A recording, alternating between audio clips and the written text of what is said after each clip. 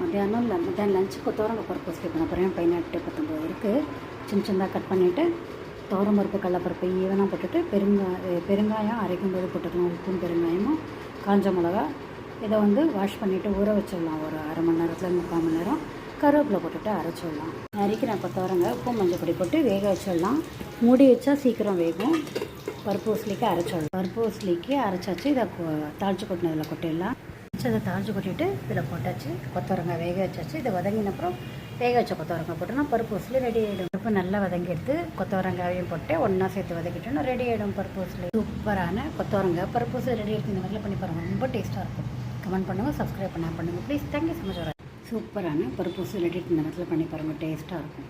இன்றைக்கி உருளை சாதம், கொத்தவரங்காய் பருப்பு உசிலி, ப்ளெயின் மோர் குழம்பு தான். காயெல்லாம் எதுவும் போடல. காய் எதுவும் இல்லாததுனால தக்காளி ரசம், கேர்டு.